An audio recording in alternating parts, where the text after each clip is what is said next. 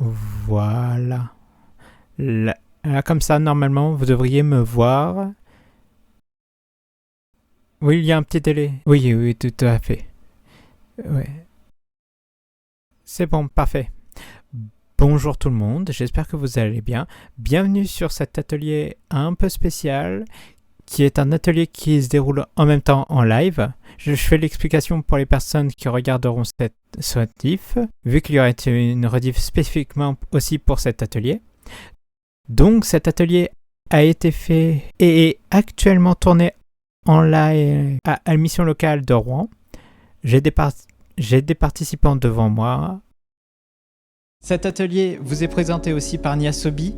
Donc Niasobi, je refais le topo pour les personnes qui ne connaissent pas, c'est une association pour mettre en avant le VTubing francophone, la communauté francophone du VTubing. Cet atelier sert de découverte. Vraiment, c'est un atelier de base. Donc, pour les personnes qui sont un peu expérimentées, que je vois déjà dans le chat, bien sûr, cet atelier va pas forcément vous apprendre de nouvelles choses. Mais pour les personnes qui veulent se lancer ou qui justement ne savent pas si elles ont toutes les bases, ça va être un bon atelier pour pouvoir justement découvrir, essayer de comprendre qu'est-ce qui pourrait être rajouté sur les lives. Et je pense qu'on va pouvoir commencer sans plus tarder. Est-ce que tu as quelque chose à dire là-dessus, Giga ? Il me semble qu'on est tout bon pour avancer sur la découverte du streaming. Effectivement, pour les gens qui ont déjà streamé, il n'y aurait pas grand-chose, mais ça peut être intéressant de revoir les bases de temps en temps. Déjà, on va commencer par la première chose. Présenter un petit peu ce qu'il y a dans cet atelier. Donc, on va décomposer cet atelier en 4 grandes parties. On va avoir la première partie qui sera les questions à se poser avant de se lancer, parce que chaque personne se lance dans le streaming pour des raisons différentes. Et il y a plein de questions à se poser sur le pourquoi, sur le comment, sur le qu'est-ce qu'on va faire. Donc, on va déjà se concentrer sur ça au départ. Ensuite, il y aura la préparation des streams. Comme vous le voyez là, la préparation, elle doit se faire. S'il n'y avait pas déjà eu tout ça de fait, ça aurait pris beaucoup plus de temps. Un plaisir, bien évidemment. Mais il y a pas mal de choses à prendre en compte pour préparer ces streams et s'assurer que tout fonctionne. Il y a tout ce qui est la préparation avant le stream, donc s'assurer que tout fonctionne, s'assurer que tout est bien mis en place et surtout bien vérifier qu'il y ait certains éléments qui soient lancés ou des choses qui soient préparées en avance. Parce que un stream, même si c'est fun à faire, il y a beaucoup de choses à prendre en compte. Après ça, il y a aussi ce qui se passe pendant le stream, comme par exemple les problèmes techniques, on en parlera pas ici. Si j'en vois un de vous quatre qui en parle, il y aura des meurtres, j'annonce. Oui, mais ça se passera pas en live. Tout ce qui va se passer pendant le stream, on va aussi en parler, voir ce qu'il faut maîtriser pendant le stream pour s'assurer justement qu'il y ait une fluidité au niveau de la discussion, qu'il y ait une fluidité au niveau des interactions avec le chat et surtout bien utiliser les outils qui sont disponibles et qui sont mis à la disposition des streamers pour justement s'assurer que derrière, il n'y ait pas de soucis comme par exemple des viewers un peu violents au niveau des commentaires, hein, pour le dire le plus gentiment possible, ou des raids de bots. Et enfin, la dernière partie, on reviendra aussi sur ce qui se passe après le stream, parce qu'il y a ce qui se passe avant le stream, la préparation, ce qui se passe pendant, donc tout ce qui va être interaction, mais il y a une étape après que pas mal de gens aussi peinent à faire parce que c'est plutôt compliqué et ça prend pas mal de temps. C'est tout ce qui va être le revisionner son contenu. Tout ce qui va être analyser son contenu, soit pour s'améliorer, soit pour l'utiliser pour des éléments. Ce n'est pas quelque chose qui est fait par tout le monde au départ. Il y aura aussi également une partie FAQ à la fin avec la présentation également de l'association plus en détail. Tac. Donc, on va pouvoir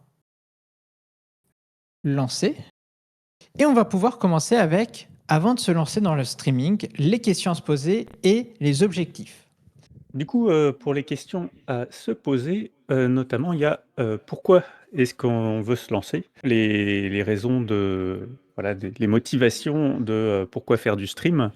On peut vouloir en faire pour les autres, pour que les gens puissent regarder. On peut aussi vouloir en faire pour soi, pour ses amis, son entourage, ou pour juste le plaisir, voilà, de créer du contenu. Je ne sais pas si toi, tu veux dire pourquoi toi, par exemple, tu t'es lancé. Ouais, bah, tout simplement, je me suis lancé parce que la première fois que je me suis lancé en stream, c'était pour un événement pour une autre association que je gérais à l'époque.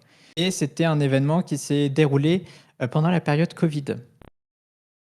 Donc, globalement, si je me suis lancé, c'était un petit peu par obligation, parce qu'on ne pouvait pas faire l'événement en présentiel, hein, évidemment, vu la période. Et on a dû essayer de trouver comment lancer le live, qu'est-ce qu'il fallait. La rediffusion est toujours disponible. Je vais rien dire de plus là-dessus, mais globalement, c'est ça. Au départ, je me suis lancé de 1 pour un événement pour une association. Donc, c'est pendant la période Covid. Et de 2, je me suis ensuite lancé parce que j'avais apprécié cette expérience. Et en même temps, je m'étais dit, j'aimerais bien. Je regardais des streamers et des créateurs de contenu à l'époque. Je regardais ça et j'étais un petit peu en mode, ah, j'aurais bien envie de tester. Et du coup, j'ai testé. Et 5 ans plus tard, je fais un atelier sur les bases du streaming. Voilà. Pour partager en fait justement ce que je disais, des créations, moi je dessine un peu et je m'étais dit: «Et ça pourrait être sympa de faire un peu, de l'animation, d'avoir un petit personnage et de faire du contenu». Alors je pensais faire ça juste, un peu pour moi au début et finalement il y a quelques personnes qui viennent voir ça et c'est assez rigolo, de faire vivre finalement, un petit personnage animé, sur internet. Et c'était essentiellement ça la base de pourquoi je me suis lancé et il peut y avoir d'autres motivations, hein. Il y a des gens qui veulent juste prendre, des enregistrements, des moments qu'ils passent, avec leurs amis en jeu. Il y en a qui veulent devenir professionnels et qui, cadrent plus, pour faire, du contenu, spécifique sur, quelque chose qui les intéresse, pour essayer voilà, de développer vraiment une audience. Donc, ça peut être des motivations assez divers et variées. Donc il y a cette question-là qu'il faut penser en amont de pourquoi est-ce qu'on veut se lancer pour savoir vers, quoi se diriger en tant que contenu. Il y a aussi les raisons, ce qu'on va vouloir partager, dessus, est-ce que ça va être, du jeu vidéo, des activités créatives, des passions, voilà, le fait de vouloir, discuter avec des gens tout simplement. Il y a vraiment plein de contenus différents qu'on peut faire en stream et du coup, c'est bien de définir, à l'avance ce qui peut nous intéresser, pour savoir, vers quoi on s'oriente, avant de lancer, ses premiers streams. C'est, quelque chose qu'après il faudra garder en tête pour, voilà, avoir une sorte de ligne, éditoriale plus ou moins de son stream pour savoir, pour pas se perdre dans ce qu'on veut faire et dans ce qu'on voulait faire finalement. Ça, donc, vraiment garder en tête que avant de se lancer, il faut vraiment se poser la question de est-ce qu'on veut se lancer pour tester, pour le fun, pour enregistrer ses parties avec ses amis, ou est-ce qu'on veut se lancer dans l'espoir de devenir un jour pro. Et ça va être vraiment le point de départ qui va permettre de définir si oui ou non vous allez être plus sérieux sur la création de contenu, vous allez chercher à être plus professionnel. Je mets de gros guillemets là-dessus, mais c'est vraiment des questionnements qui vont évoluer avec le temps et qui vont confirmer votre parcours. En sachant bien sûr que vous pouvez aussi changer d'objectif en cours de route. Par exemple, moi j'étais d'abord là pour tester le streaming et au fur et à mesure, ça m'a donné envie d'aller plus loin dans ce que je proposais et d'être un peu plus sérieux dans ce que je proposais. Donc il y a toujours des évolutions de ces objectifs de base. On va pouvoir passer la slide suivante. Donc, juste avant de parler des logiciels pour streamer, je veux aussi parler d'un point important, mais là, ça concerne surtout ceux qui veulent devenir plus professionnels dans la création de contenu et surtout dans le streaming. Il faut bien entendu, avant de se lancer, ce qui est vraiment pas mal et ce qui est surtout un bon moyen de ne pas commencer à vide, c'est de se faire connaître de communautés déjà, d'être actif dans d'autres communautés. c'est quelque chose qui est assez important et qui est aussi quelque chose auquel on ne pense pas forcément, c'est que si on est par exemple un viewer ou un modérateur sur certaines chaînes, qu'on est plutôt actif, que les gens nous connaissent, grâce à ces interactions, on va pouvoir aussi indiquer à un moment, ça va être le petit coup de pouce de départ pour justement dire, OK, je me suis lancé aussi, est-ce que vous pouvez me faire vos retours sur ce que je propose pour pouvoir justement voir un petit peu comment ça avance, qu'est-ce qu'il faut que je change, comment il faut que je m'améliore. Ça, c'est le coup de pouce de départ pour justement s'assurer que ce qu'on propose peut être intéressant. Donc, le principe de vraiment discuter avec des communautés, discuter avec d'autres viewers et le jour J, pouvoir leur dire, bah écoutez, est-ce que tu peux venir voir 2-3 minutes sur mon live? Et très souvent, ces viewers-là, ils se sont engagés dès le début, ils vont vouloir voir cette évolution. Là, je peux parler de mon parcours dans le sens où j'étais très actif sur une communauté d'un autre streamer, à tel point que bah, je m'occupais de certains de sa chaîne. Et à un moment, bah, je me suis lancé. Il y en a qui l'ont su, ils sont venus, ils m'ont trollé. Ils sont venus, non mais ils sont venus pour rigoler, ils sont venus en me taquinant, mais ils sont venus, ils sont restés, ils ont discuté, ils m'ont donné des points pour m'améliorer et de fil en aiguille, il y en a un maintenant qui est mon modérateur, il y en a d'autres qui passent régulièrement, que je vois souvent dans mon chat. Donc là-dessus, c'est vraiment un aspect aussi. Si vous voulez devenir professionnel, n'hésitez pas à parler avec d'autres communautés pour savoir exactement où est-ce que vous allez vous diriger. Et en plus, Vas-y, quand, vas-y. on intègre une communauté, souvent on va aller vers du contenu qui nous plaît, qui nous intéresse et en général, c'est ce contenu-là qu'on va essayer de faire. Donc ça va permettre d'avoir aussi une émulation sur, ce qu'on peut proposer, de voir ce que font les autres et essayer de proposer soit des choses similaires, soit, des choses plus originales, mais qui restent un petit peu, dans la même vibe que, ce que peuvent proposer, ces autres streamers. Puisque justement, on va être intégré dans une communauté qui a ses codes et ça va vraiment permettre de se développer plus vite et d'avoir de nouvelles idées, plus facilement. Donc cette discussion à part, on va maintenant parler des logiciels. Il en existe de toutes sortes, mais on va se concentrer sur deux. Principalement parce que les autres sont soit des dérivés, soit des trucs pas très bien finis encore. Donc là-dessus, on va d'abord parler de Streamlabs, qui est le plus simple à prendre en compte. Donc c'est le logiciel dont vous voyez le logo tout à gauche.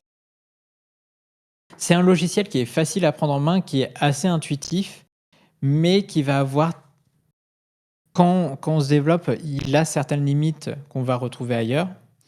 Et dans tous les cas, c'est bien pour commencer. Si vous voulez commencer et pas être trop perdu sur tout ce qui va être paramétrage ou sur la création de scènes et autres, ça va être un bon logiciel pour commencer.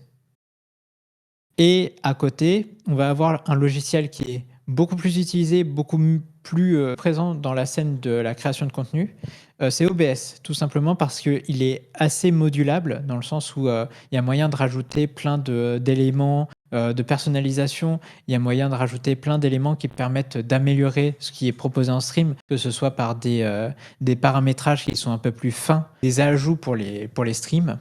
Et surtout, c'est un logiciel qui est vraiment très complet et qui est surtout vraiment très durable. Il y a beaucoup de mises à jour et par exemple, pour en citer un récemment, c'est que le logiciel OBS a été mis à jour pour prendre en compte le fait de streamer de manière verticale. Il y a eu beaucoup de cette réflexion parce qu'il y a plusieurs manières de faire du stream, que ce soit les streams que vous voyez comme en ce moment même sur cet écran ou sur le live, mais il y a aussi les streams sur TikTok qui, eux, sont sur un format bien différent et qui sont plus adaptés au portable. Echo Rosette dans le chat, qui précise que, OBS, c'est vraiment simple et complet avec beaucoup de tutos. Donc effectivement, Streamlabs, ça pourrait être quelque chose que vous utilisez plus si vous avez, vraiment envie de lancer des streams tout de suite sans avoir rien à paramétrer puisque c'est pré-paramétré.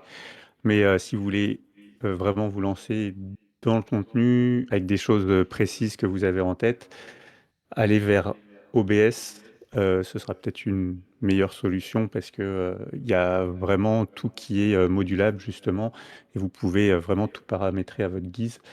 La plupart des gens qui commencent sur Streamlabs, s'ils veulent au bout d'un certain temps améliorer leur contenu et vraiment tout gérer au niveau de leur stream, ils passeront sur OBS. Mais pour une solution simple et accessible pour juste lancer sans rien avoir à faire, Streamlabs reste une option assez intéressante. C'est ça.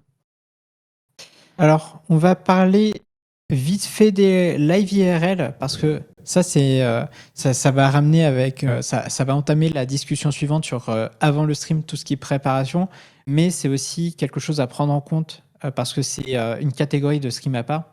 Donc, quand je parle des live IRL, c'est les lives des personnes qui se baladent dans la rue, qui vont se filmer, qui vont discuter, ou des personnes qui font de l'urbex et qui vont le faire en direct. Bref, il y a plusieurs moyens de faire du live. Je ne parlerai pas des live cuisine parce que c'est beaucoup plus structuré, c'est dans une même pièce. Là, je parle vraiment des lives qui se déroulent à l'extérieur, qui sont toujours en mouvement. Ça, c'est un petit peu plus particulier dans le sens où c'est compliqué à mettre en place parce qu'il faut s'assurer que notre appareil soit suffisamment puissant et pour bien capter une connexion Internet tout au long de la journée, donc que ce soit par données mobiles ou par un autre moyen de capter Internet. Et en même temps, il faut que s'assurer que le portable puisse tenir le coup de diffuser le live et en même temps rester actif tout le temps. Donc là-dessus, c'est vraiment quelque chose à part, c'est que il fallait qu'on parle à un moment des lives qui se déroulent en pleine marche, tout ça, et c'était un équilibre qu'on n'arrivait pas trop à trouver au niveau de l'atelier, savoir où le placer. Donc on le place là pour l'évacuer au plus vite. Est-ce que vous avez des questions, ceux présents devant moi et ceux dans le chat? Attends, j'ai une question devant moi. Après, ça concerne un truc technique par rapport à OBS, parce que moi, il faut savoir que j'ai utilisé OBS dès le début. En fait, il y a beaucoup de gens qui sont venus me voir en me disant Streamlabs, ouais, ça permet d'afficher le chat, mais OBS aussi, mais comment en fait? Parce que j'ai pas trouvé la façon de le faire. On va le présenter justement dans la partie après, ça va être tout ce qui va être préparation de stream, mais c'est très très simple et c'est vrai qu'on aurait pu le montrer, mais c'est vraiment juste récupérer le lien du chat Twitch et le rajouter en doc sur OBS. Il y a une petite option doc tout en haut de OBS. Il y a moyen de rajouter des docs internet personnalisés. Vous mettez le lien de Twitch et c'est bon. Sur l'overlay, on en parle juste après, justement. Alors, trouver les visuels et ajouter le chat sur le live. Bref, tout ça, c'est des choses qu'on peut faire assez facilement. Ça, c'est tout ce qui va concerner la préparation des lives et qui va concerner un petit peu l'aspect des lives par la suite. C'est savoir où est-ce qu'on va placer le chat. Par exemple, cette disposition que vous voyez en live et sur l'écran, c'est une disposition qui a été réfléchie spécialement pour cet atelier. Et c'est plein de réflexions sur comment on va faire ça, comment on va caler tous ces éléments en essayant de faire en sorte que ce soit le plus clair possible, que ce soit le plus lisible possible et en même temps que ça puisse bien expliquer à tout le monde ce qu'on veut faire. On va commencer à parler effectivement des visuels juste avant parce que c'est quelque chose qu'on retouche très rarement. C'est quelque chose qui se fait au fur et à mesure de ce qu'on apprécie et de ce qu'on veut partager avec le chat et comment on va le partager avec le chat. Donc on peut parler des visuels. Je te laisse gérer cette partie-là, mon cher Giga. Alors du coup, pour trouver des visuels pour le stream, il y a déjà effectivement tout ce que vous pouvez faire vous-même. Si vous dessinez, si vous prenez des photos, vous pouvez, ou des vidéos, vous pouvez vous-même les intégrer sur OBS ou Streamlabs en fond et après placer vos petits éléments par-dessus, caméra, jeu, etc. Si vous voulez agencer tout ça pour que ce soit lisible. Mais il y a aussi des sites internet qui permettent de récupérer soit du contenu gratuit pour le coup, des sites tout simplement d'images à disposition. Donc ça, ce sera peut-être un peu plus des images catalogues, mais il y a des choses très bien qui peuvent se trouver avec des simples recherches Google ou des sites un peu plus spécialisés. Je sais que dans notre communauté à nous, notamment, on utilise pas mal Boost, qui est un site où on trouve des overlays, donc c'est tout ce qui est justement imagerie pour les streams, qui permettent d'avoir voilà, des images animées ou non, pour des fonds, pour des encarts, pour mettre autour des vidéos. Là, par exemple, vous avez la vidéo de Siro en haut à droite, qui est brute sur l'image, mais on pourrait rajouter un cadre autour qui, le mettrait un peu plus en valeur. Pareil pour plein de petits éléments pour voir par exemple les arrivées de serveurs. On peut avoir des petites banderoles, des choses comme ça, et tout ce genre d'images qu'on va voilà, agencer sur l'écran et qu'on peut trouver sur des sites dédiés. Donc là, je vous ai cité Boost, mais il y en a plein d'autres. Il y a des plateformes qui sont un peu plus à éviter parce que on ne sait pas toujours quelle est la provenance des images, notamment Etsy par exemple, qui est parfois un peu flou sur la provenance des Ouais, images, pour droits expliquer un petit d'auteur, peu. IA, etc. Voilà, exactement. Je vais rebondir là-dessus, Giga. C'est qu'effectivement, il y a des sites où, que ce soit fait par IA ou que ce soit piqué à d'autres artistes, il y a des sites un peu plus à éviter parce qu'ils ne sont pas clairs sur la provenance et sur qui a récupéré cet élément. Donc là-dessus, en tant que si vous voulez être streamer pro, on a des sites où on vous le déconseille très franchement. Et même si vous voulez juste pratiquer le stream pour vous amuser, même là, on vous déconseille parce que ça peut quand même vous apporter des ennuis ou ça peut vous mettre en difficulté si jamais il y a des personnes qui le remarquent. Et de toute façon, alors, on est une asso portée sur le VTubing, donc évidemment que l'IA, on a beaucoup de mal au niveau créatif, évidemment.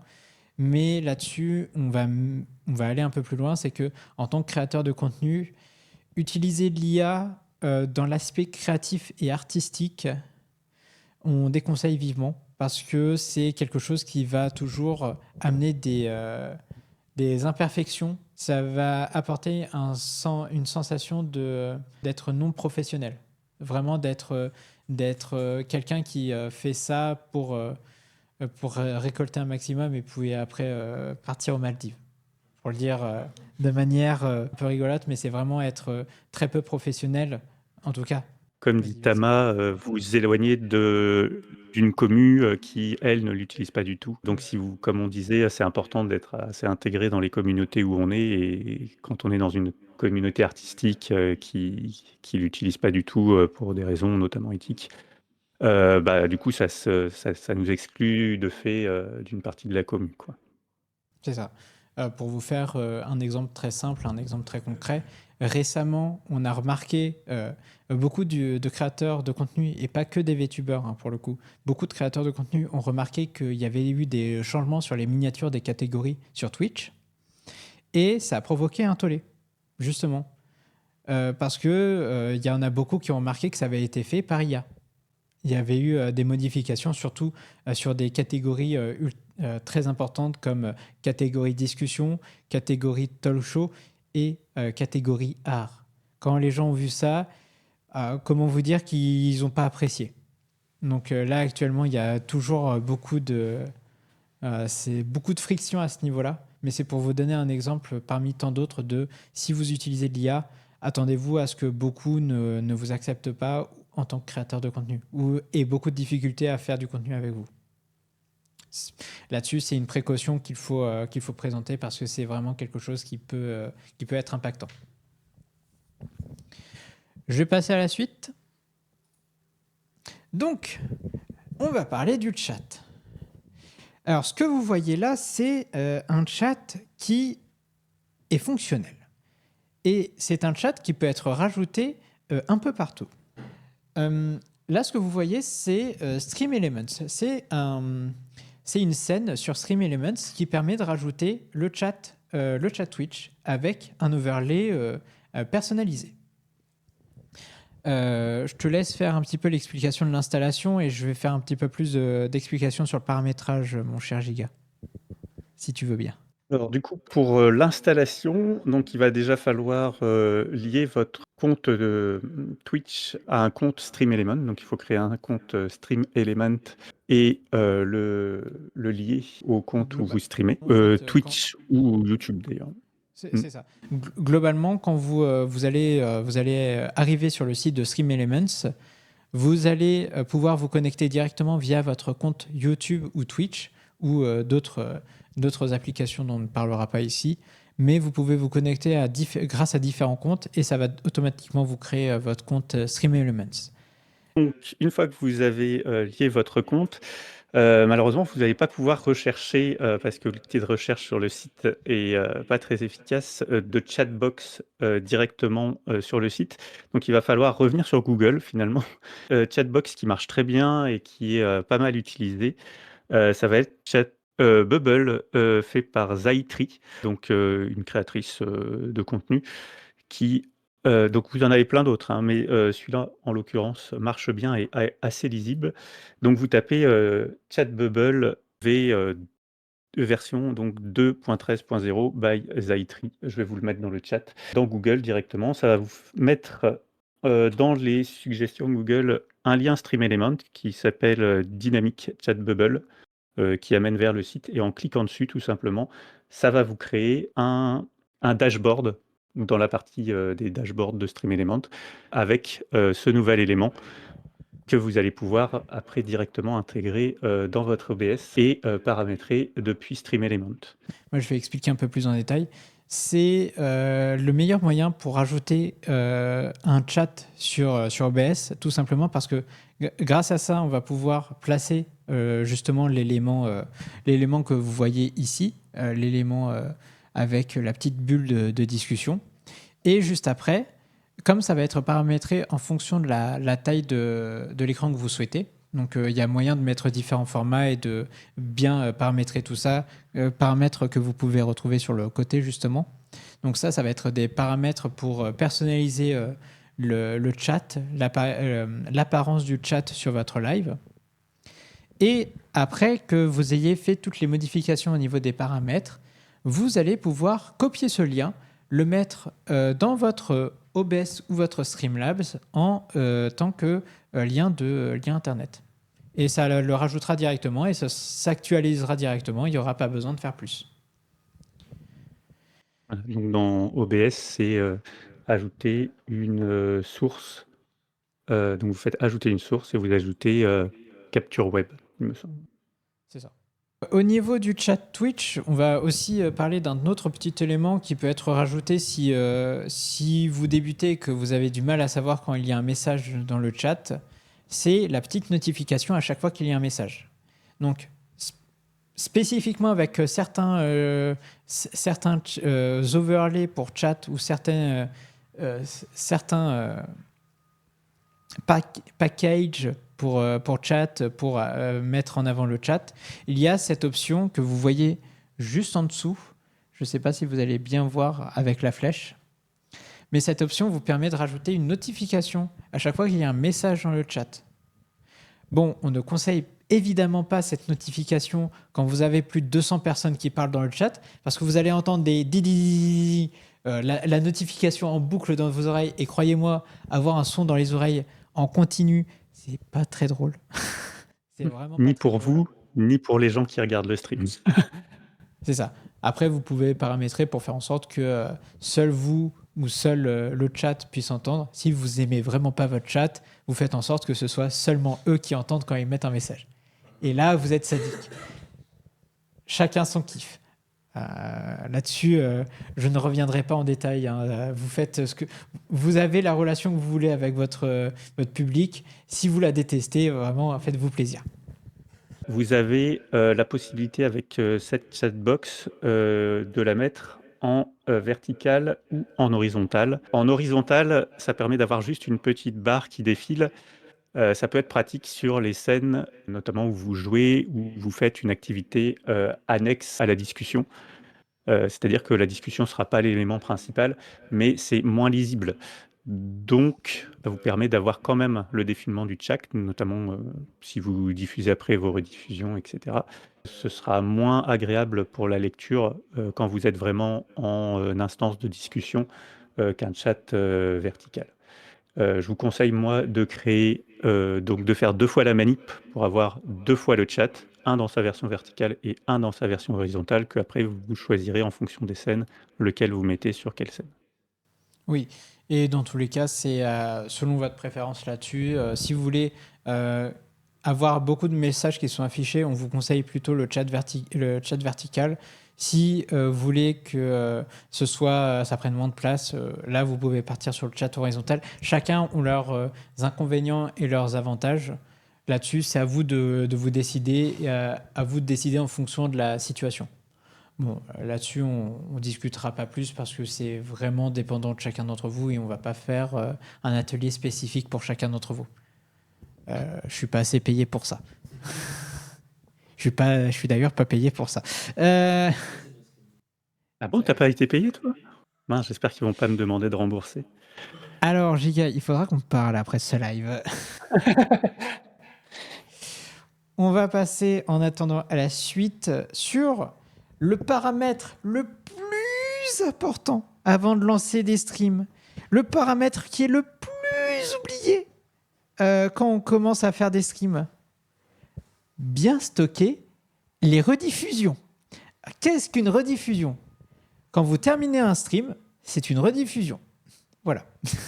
Je ne peux pas faire plus simple. C'est littéralement le stream que vous venez de faire. Une fois que vous coupez, ça devient une rediffusion. Et si vous ne le stockez pas, vous ne pouvez pas le réutiliser, vous ne pouvez pas le sauvegarder. Bref, ça disparaît.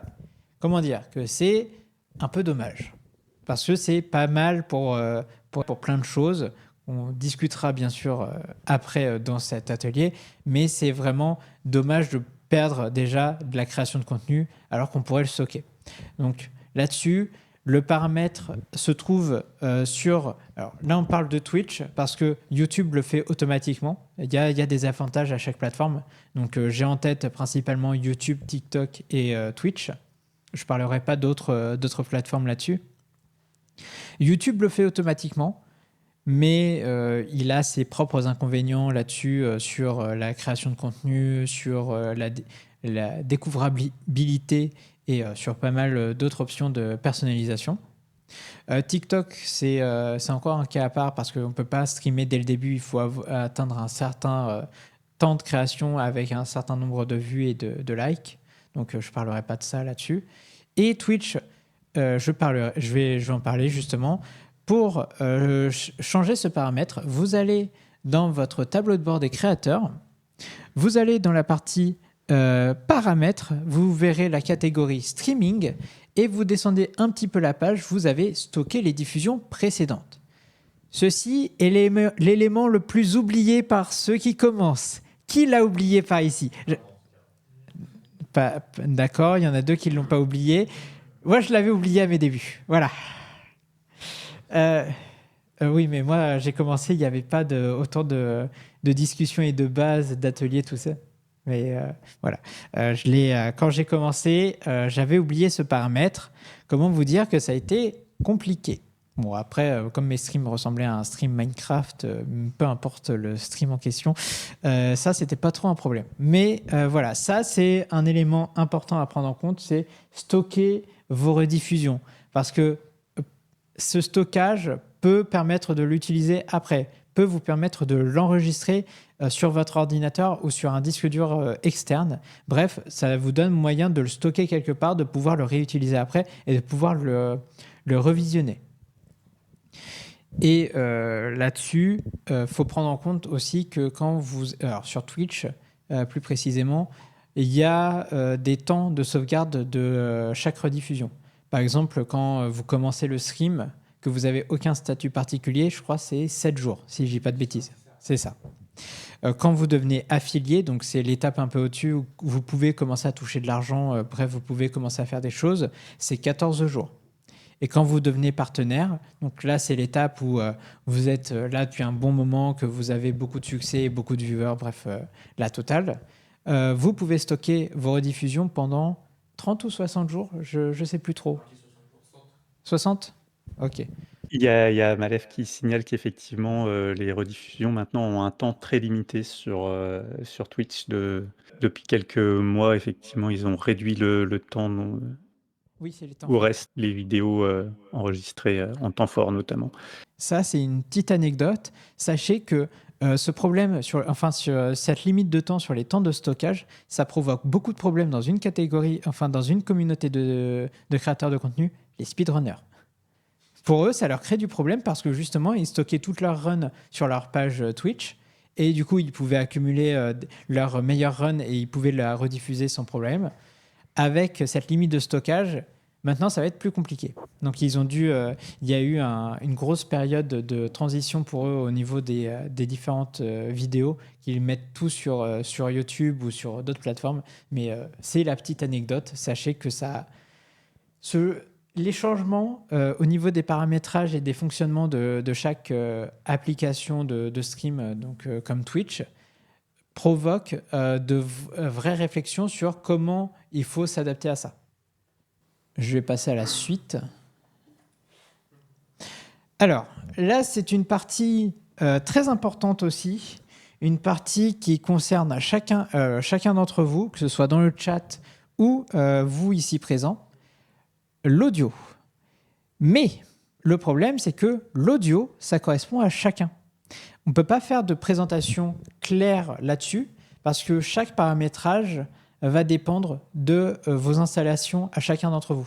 On ne peut pas faire d'explication claire, on ne peut pas faire de présentation simple et efficace sur un atelier parce que ceci est un autre atelier en soi. Tout ce qui est paramétrage audio, que ce soit sur OBS ou sur Streamlabs, vu qu'on parle là du streaming, c'est un paramétrage en soi et c'est quelque chose que Niasobi a déjà fait, mais c'est un atelier qu'on a tenu qui a duré plus de 2 heures. Donc vous vous doutez bien que quand on présente les bases du streaming, on ne peut pas présenter aussi l'audio là-dessus. Tout ce qu'on peut vous conseiller, c'est d'aller chercher sur YouTube tout ce qui va être les pistes audio, tout ce qui va être les réglages des paramètres audio, que ce soit sur OBS ou Streamlabs. C'est à peu près la même chose à chaque fois. Donc, soyez pas étonnés si vous voyez plus de OBS, mais c'est à peu près les mêmes paramètres pour Streamlabs là-dessus. Mais c'est vraiment quelque chose d'important parce que l'audio peut vous sauver d'une image qui est dégueulasse. C'est ça. Si vous avez un bon son, a priori, c'est plus important qu'une bonne image sur des streams. Tu disais sur les pistes audio, effectivement, là, ça va être plus pour l'archivage, puisqu'on peut avoir des musiques. C'était précisé par Solari Kiki tout à l'heure.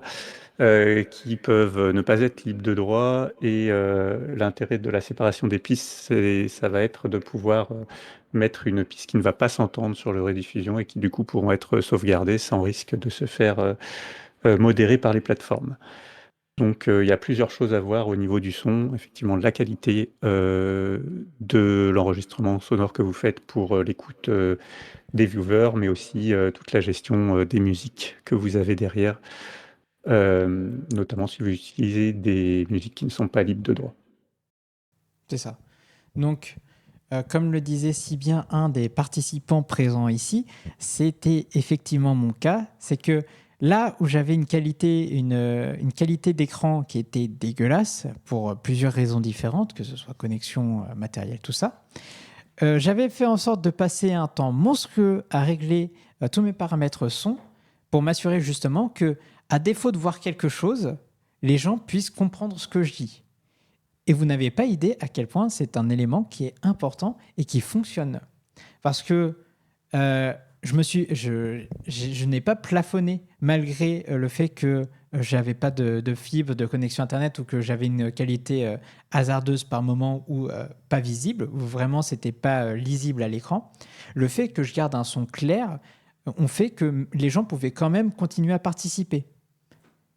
Et ça, c'est vraiment un des éléments qu'il faut prendre en compte quand on commence le stream, c'est que faut pas s'attendre à ce que la qualité d'image soit parfaite. Il y aura toujours mieux et il y aura toujours des moments où c'est un peu, ça galère un petit peu.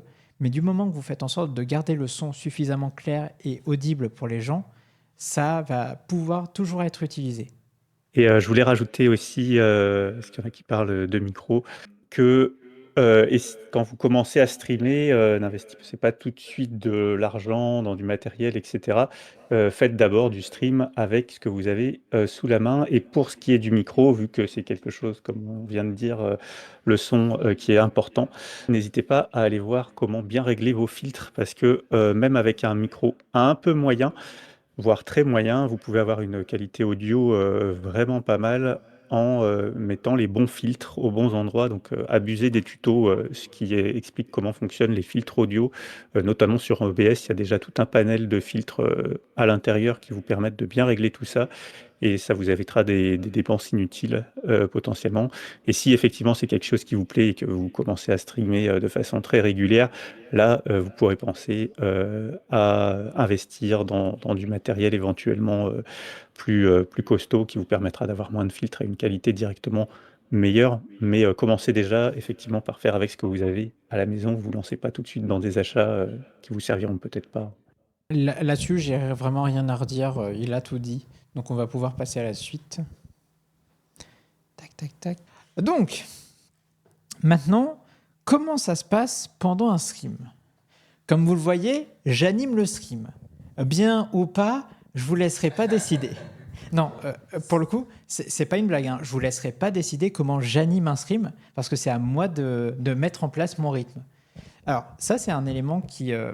je vais d'abord te parler de ça parce que c'est un élément que j'ai vu chez certains aussi et que je trouve important, c'est que certains se laissent guider par leur chat à essayer de faire des choses qui ne correspondent pas à eux-mêmes. Ça, c'est un élément qui, justement, qui est une erreur. Ouais, comme tu le dis si bien. Alors, c'est une erreur quand tu n'as personne, mais c'est aussi une erreur quand tu as des gens qui te suivent parce que faire du contenu qui ne te ressemble pas ne va pas t'intéresser, ne va pas t'impliquer dedans. Tout ce qui va être interaction pendant le live, c'est quelque chose qui est personnel. C'est quelque chose qui se fait au fur et à mesure et qui se fait en fonction de comment la personne réagit sur certaines actions ou certains événements. Déjà, le premier point sur comment animer son stream, il faut toujours s'assurer de parler ou au moins de garder une fluidité au niveau de la discussion, même si vous êtes tout seul. Je sais, c'est dur parce que c'est quelque chose qui est pas inné. Justement, on a l'habitude en tant qu'être humain que ce soit de la discussion. On s'attend qu'il y ait des gens qui parlent en retour et qui nous répondent. Mais le stream, c'est autre chose. C'est une autre sorte d'interaction. Je ne sais pas si tu veux rajouter des choses là-dessus, Giga. Oui, c'est une sorte effectivement de conférence où de temps en temps il y a de l'interaction. C'est un mixte entre l'exposé et, et la discussion. C'est assez rigolo, mais peut-être un peu déstabilisant au début. Voilà, exactement. Alors c'est vrai que c'est déstabilisant, surtout pour ceux qui commencent, parce que c'est pas une habitude que tout le monde a, mais il faut savoir bien maîtriser le fait que durant un stream, il faut équilibrer ce qu'on va faire au niveau des interventions. Donc, il faut toujours faire en sorte qu'il y ait un flow de discussion, que ce soit toujours animé en fonction de ce qui se passe, en fonction de ce qu'on veut faire et en fonction de pas mal de choses, que ce soit des discussions qu'on souhaite avoir, des discussions philosophiques, des conneries qu'on va balancer ou d'autres éléments qui ont une importance ou non avec le stream actuel. Mais il faut s'assurer qu'on reste toujours dans l'activité et dans la discussion, même si au départ, il n'y a personne. Oui. Mais de toute façon, la création de contenu, c'est de la création, c'est de la création et c'est quelque chose qui va beaucoup t'apprendre à parler tout seul. Ça peut te donner de l'expérience si tu prends de plus en plus aisance au niveau de la discussion, au niveau du flux. Mais ça peut être aussi beaucoup plus compliqué pour ceux qui sont plutôt timides.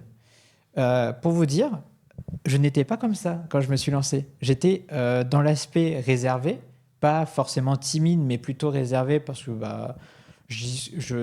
quand j'ai quelque chose à dire, je le dis directement et j'ai tendance à être bref. Mais le fait d'avoir fait des streams m'a permis de comprendre comment amener une discussion, comment améliorer et étendre cette discussion pour pouvoir inclure le plus de gens. Et c'est pour ça que maintenant, j'ai l'air très bon pour faire des ateliers et autres, mais au final, c'est que du vent.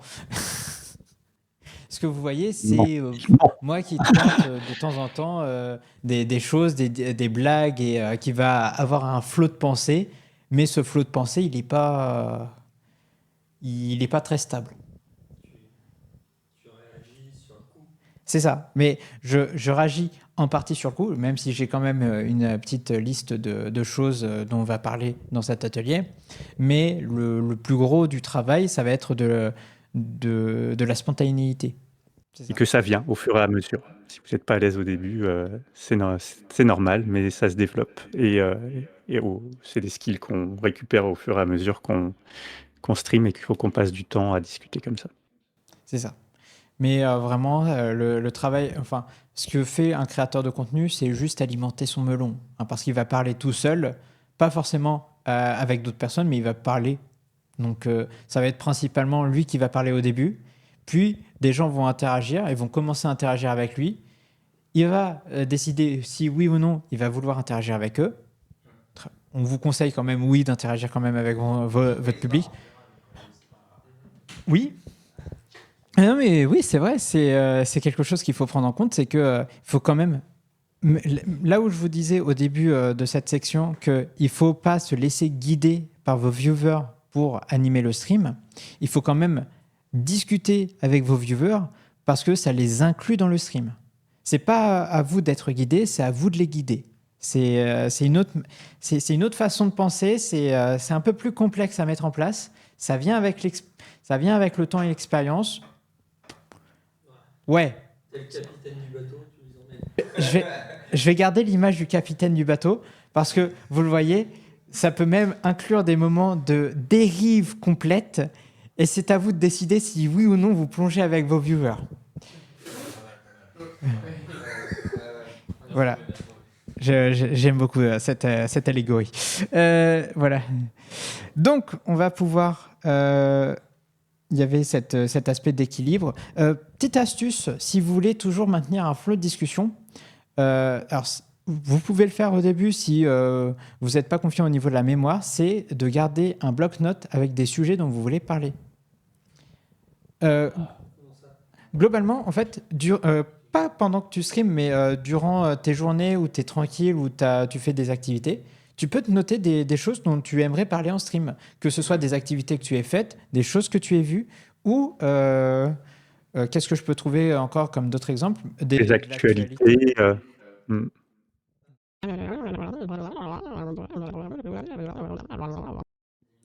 Non, c'est vraiment garder un maximum d'éléments que tu pourrais utiliser pour la discussion. Comme ça, toi, tu vas apporter ton propre avis dessus. Ah oui, c'est avec quelqu'un.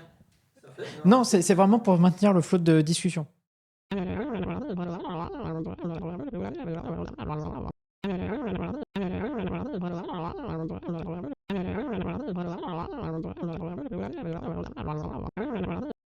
C'est ça. Là, ce que vraiment je veux vous faire comprendre, c'est qu'il y a cet aspect de maintenir un flot de discussion pour s'assurer qu'il n'y ait pas que le jeu. Parce que s'il n'y a que le jeu dans le stream, que vous entendez que le jeu et qu'au final, vous ne savez pas comment réagit le streamer, vous n'allez pas forcément avoir envie de rester. Parce que la création de contenu, le streaming, justement, le jeu, le contenu du jeu n'est pas ce qu'intéresse les gens. C'est la façon dont le créateur ou la créatrice va réagir sur ce contenu qui va intéresser les gens. Il faut vraiment se dire que c'est un spectacle et qu'il y a des gens qui passent, qui disent, qui restent s'ils apprécient ce qu'ils voient, qui partent si c'est pas leur cam. Mais c'est vraiment cette idée que, au début, si vous voulez vous assurer qu'il y ait des gens qui aient envie de participer, maintenez un flot de discussion. Que ce soit sur des sujets dont vous aimez, dont des passions, des sujets de discussion, vraiment faire en sorte que même si vous arrivez à la fin, que vous discutez tout seul, vous ayez pu passer plus de 2 heures, toute la durée de votre stream, à discuter de quelque chose. Et ça peut être plusieurs choses séparées, mais ça peut être vraiment cet aspect de garder un flot de discussion. Et sur les jeux, entre autres, il faut savoir qu'il y a beaucoup de monde qui stream, donc la seule chose qui va faire que votre stream est différent de celui du voisin, c'est vous finalement. C'est pas le jeu, puisque le jeu il va être streamé par plein d'autres gens, donc c'est vraiment vous qu'il va falloir finalement mettre en avant sur le stream en ayant vos sujets de réflexion sur ce que vous êtes en train de faire. Et, euh, et pour garder, j'avais vu ce tips quelque part, euh, de l'interaction, notamment sur un jeu. Il vaut mieux éviter de décrire ce que vous êtes en train de faire. Si vous faites de l'audio et de description, en fait, ça rapporte rien vraiment de plus que ce que les gens voient à l'écran. Donc, il vaut mieux essayer de raconter ce que vous allez vouloir faire après dans le jeu, ou essayer de raconter des choses autour de l'histoire du jeu, des petites anecdotes que vous connaissez, des choses comme ça qui vont être plus attirantes qu'une simple audio description de ce qui est en train de se passer à l'écran. C'est ça. Donc, comme le disait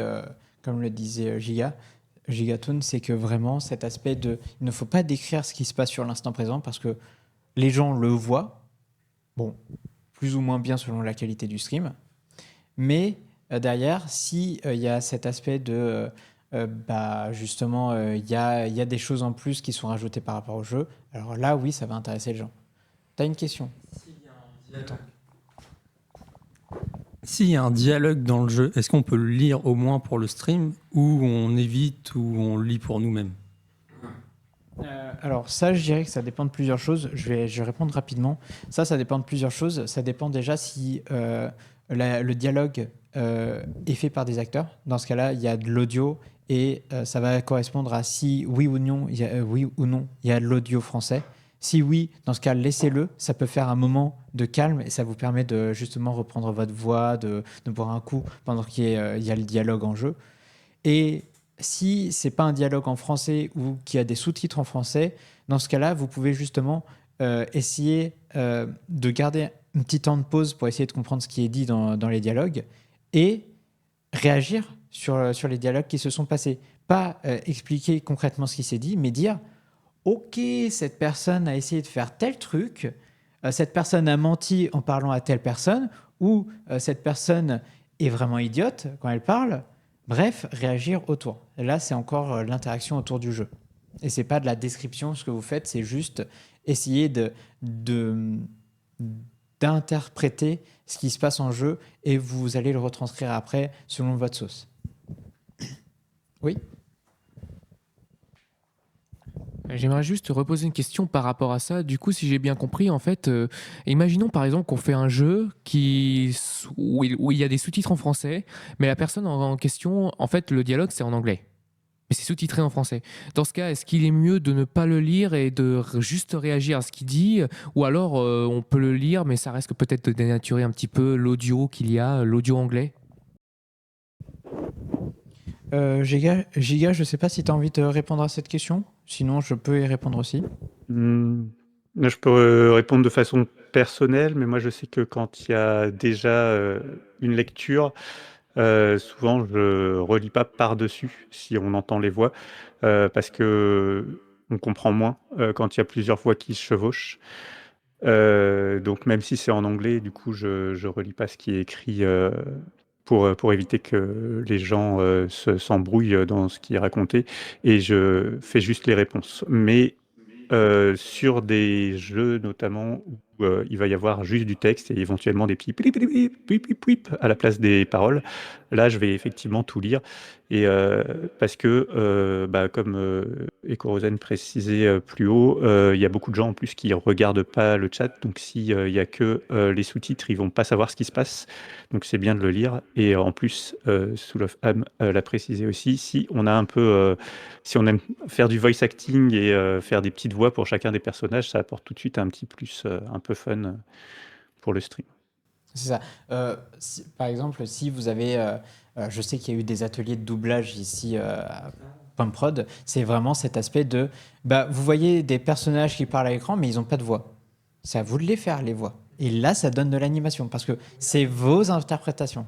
Et c'est vous qui faites les voix de manière aussi loufoque que vous voulez, ou de la manière la plus neutre possible, ce qui peut rajouter aussi un effet comique. Bref, c'est à vous de l'interpréter, ça.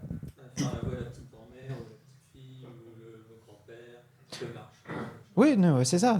Vous pouvez rajouter du moment qu'il n'y a pas de voice acting, donc il n'y a pas de l'audio des dialogues. Vous pouvez interagir là-dessus parce que vous pouvez faire de l'interprétation et vous pouvez faire du contenu qui vous est propre. Parce que, bon, même si c'est très rare hein, qu'il y ait des personnes qui aient la même voix, hein, par exemple, Mister MV et un ami à moi qui s'appelle Néon Kuroasa, il y a beaucoup de gens qui ont une voix différente ou qui ont des intonations différentes. Donc là-dessus, ça va vraiment jouer le fait que si tu fais une imitation, elle va ressembler à aucune autre. On va passer à la suite. Comment agir face à des viewers insultants? Alors ça arrive aussi. Alors ça arrive pas souvent. Ça dépend. Alors là encore, ça dépend du contenu que vous faites, hein, parce qu'il y a des jeux qui vont inciter plus facilement aux insultes qu'à d'autres. Hein, par exemple, League of Legends, pour ne citer que lui.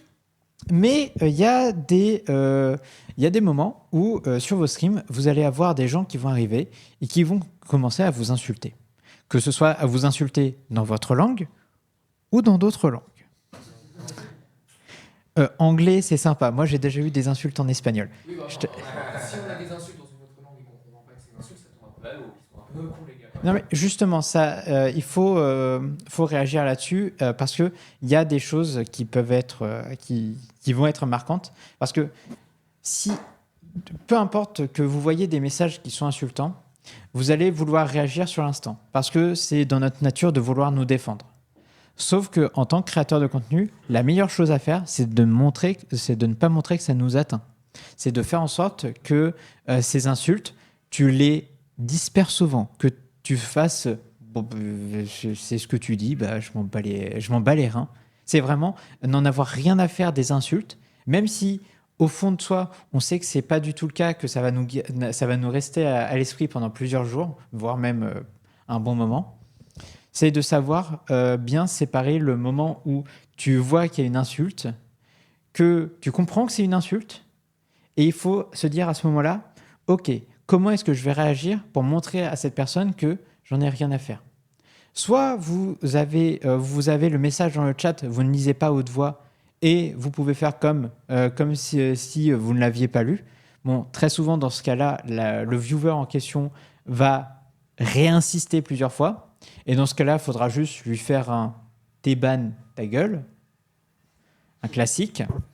Et ça va venir justement avec les outils de Twitch derrière.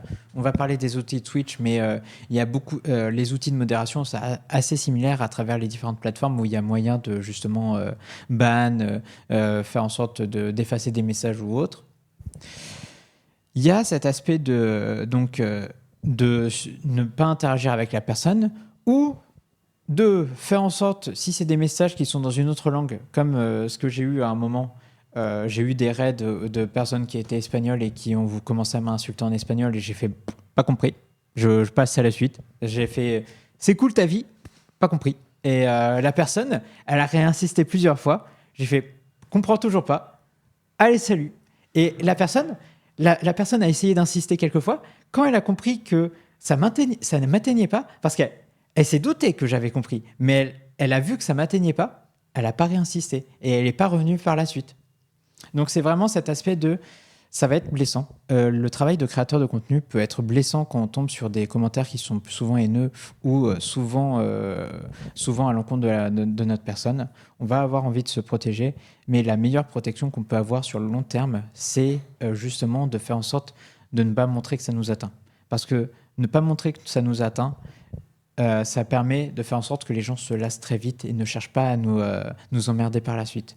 Parce que il y a toujours un moment où, en tant qu'individu, on va lancer des lives même si on ne se sent pas bien. Et recevoir des remarques à ce moment-là, ça va nous donner encore plus envie de réagir sur l'instant, de vouloir nous défendre ou de réagir sur l'émotion. C'est compliqué, c'est quelque chose qui est difficile à faire, mais il faut réussir à avoir un lâcher-prise par rapport à tout ça. J'espère que le chat ne m'insulte pas en même temps pendant que je parle.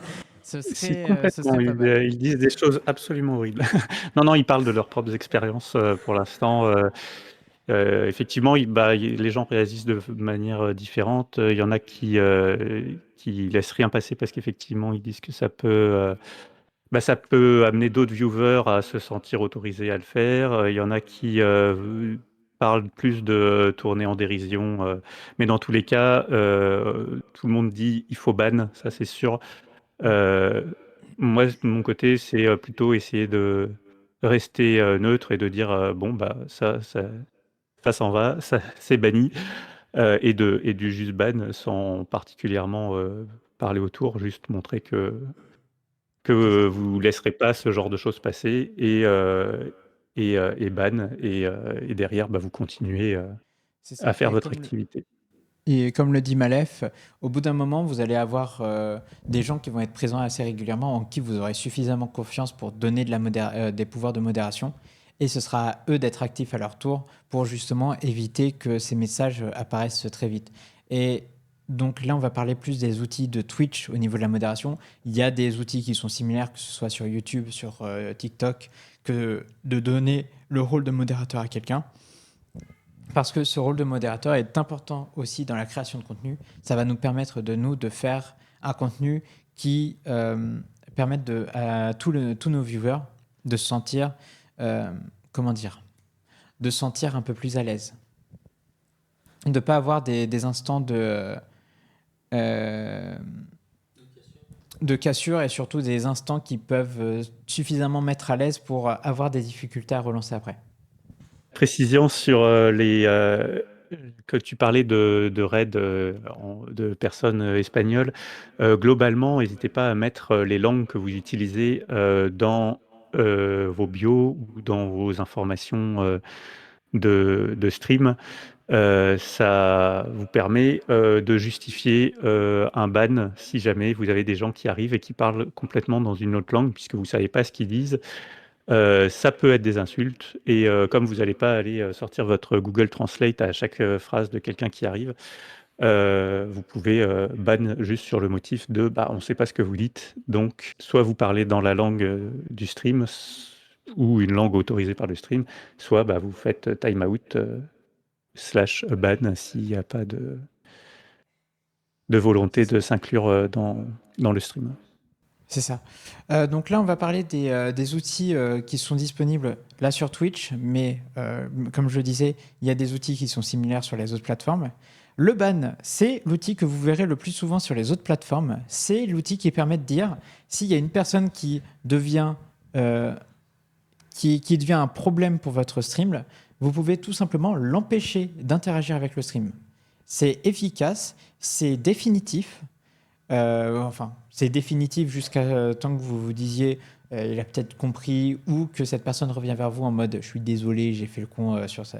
Bref, on peut revenir sur cette décision, mais le ban, c'est vraiment l'action définitive de dire ok, pendant plus d'un temps, tu ne vas plus interagir avec le stream et ce, peut-être même jusqu'à la fin que je fasse de la création de contenu. C'est vraiment interdire l'interaction. Là où le timeout, qui est aussi disponible sur certaines plateformes de création de contenu, c'est vraiment interdire pendant un temps donné. Cette personne peut toujours voir le stream, mais elle ne peut plus parler avec le chat. C'est ça, c'est une sorte de mute, effectivement. On va parler aussi du troisième outil, ça va être le mode bouclier. Alors ça, c'est un peu plus spécifique à Twitch, mais le mode bouclier, c'est quand vous recevez un raid de bot. Un raid de bot, c'est pas très agréable parce que ça va avoir une seule fonctionnalité, soit d'avoir l'alerte de follow ou des alertes d'interaction qui vont pop en continu. Et ça, vraiment, c'est inutile. Soit c'est des raids de bots de personnes qui organisent ça et justement avec un même message pour bien menacer. Et c'est pour bloquer ce genre d'action que justement vous allez pouvoir dire « Ok, pendant que j'active le mode bouclier, j'empêche toute interaction de personne qui vient à peine de débarquer ou qui a un compte qui est tout neuf. » Comme ça me permet vraiment de m'assurer que c'est vraiment tout du moins, c'est des personnes qui sont plus ou moins réelles qui interagissent avec moi. Donc là-dessus, il n'y a pas encore de sécurité à 100% fiable, mais c'est la meilleure protection qu'on peut avoir. Et il faudra bien s'assurer après de supprimer ces bots. Il y a plusieurs outils dont on parlera justement après ça.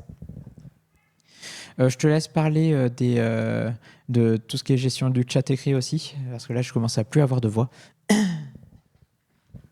Alors, pour la gestion du chat écrit, vous avez effectivement des choses qui permettent d'effacer ou de restreindre les actions des viewers dans le chat. Vous avez notamment le slash clear qui va vous permettre de nettoyer l'intégralité de ce qui a été écrit et de faire disparaître du coup tous les messages. Si vous, par exemple, vous avez eu un raid de messages désagréables, plutôt que de tout ban un par un, ou si vous avez des choses qui ont été notées que vous voulez faire disparaître d'un coup, vous pouvez slash clear, ça va effacer tous les messages qui ont été écrits dans le chat jusqu'à la commande. Ça fait un gros ménage, et ça peut être utile dans certaines situations. Le slash annonce, ça permet de mettre en avant un message que vous voulez du coup qui soit vu.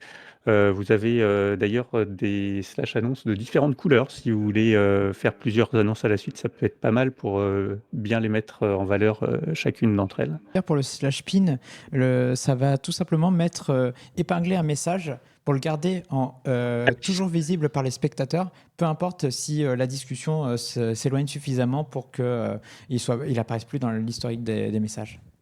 Oui, c'est pour épingler, d'accord. Et vous avez Ouais, aussi, d'ailleurs, c'est qui n'a exactement pas ça. été noté, Twitch a un mode émoticône qui permet d'obliger les gens à ne parler qu'avec des émotes, ce qui permet, en cas de raid, par exemple, que les gens puissent continuer à interagir avec des émotions en mettant des petites images, des petites émoticônes, mais plus de messages, donc plus d'insultes. C'est ça. Et pour le C'est vraiment, slash restrict, alors, je ne sais plus. slash restrict, je crois c'est. Ah, d'accord, c'est intéressant ça. Donc, ça, comme le dit quelqu'un en présentiel, ça empêche les messages d'une personne qu'ils soient visibles par les autres. Ça doit être une des fonctionnalités récentes de Twitch là-dessus, parce que c'est vrai que c'est quelque chose qui parle moins, mais il y a ce principe de justement limiter ce qu'une personne écrit, parce que ça peut être justement insulte, tout ça, comme ce qu'on a dit plus tôt, et derrière, justement, éviter que s'il s'attaque aussi à des viewers, que les autres viewers puissent voir ça. Donc, Et là-dessus- Tama, dans le chat, Tama précise aussi qu'il y a un nouvel outil qui a été rajouté assez récemment et qui permet de modérer directement les premiers messages d'un utilisateur suspect et que du coup on doit valider manuellement si on veut que le message apparaisse ou non. C'est un autobot du coup.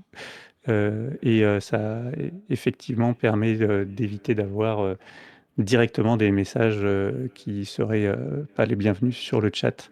Là, au moins, il demande une validation, donc c'est vous qui choisissez s'il apparaît, plutôt que d'avoir à l'effacer. Avec tout ça, on va passer vite et on va parler des choses pour faire vivre le réseau et des choses que, au sein de la communauté VTuber, on connaît parce qu'on a beaucoup d'expérience de ça. Mais c'est ce que je me suis rendu compte avec les interactions que j'ai eues à Pumprod, justement, en étant à la mission locale de Rouen. C'est que tout le monde ne connaissait pas ce qu'était un raid, ou tout le monde ne savait pas comment mettre en avant des personnes qui venaient de vous raid. Et ça, c'est quelque chose qui m'avait surpris au départ, parce que je pensais que tout le monde avait cette connaissance des raids et autres. Mais en fait, pas du tout. Donc, qu'est-ce qu'un raid ? Vous allez terminer un live, vous avez des gens qui sont actifs, et il y a plusieurs actions possibles.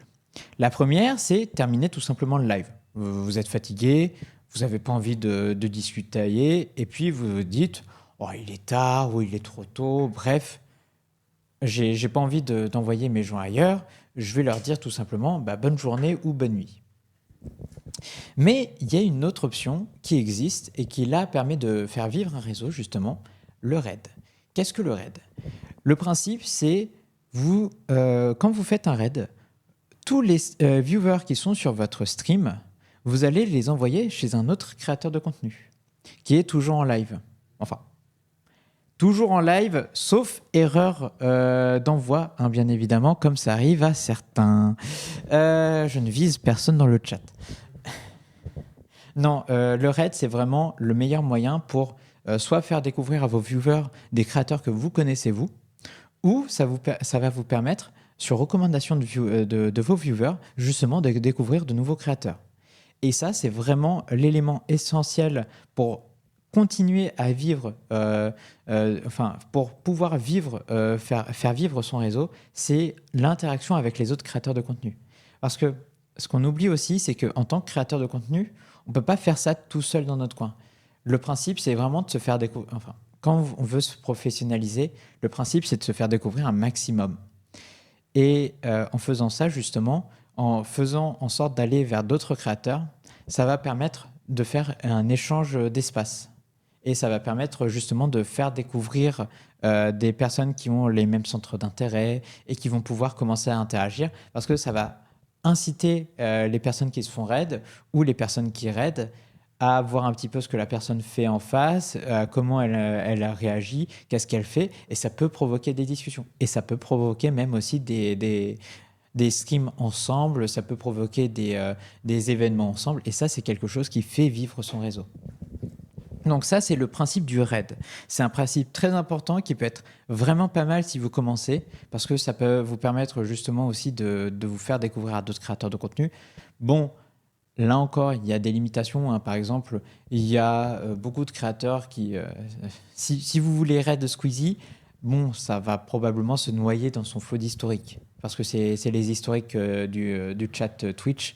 Et là-dessus, bah, c'est pas le meilleur des conseils que je peux vous donner, c'est si vous voulez streamer, si vous voulez raid un créateur, visez plutôt un créateur légèrement plus grand que vous ou au même niveau que vous.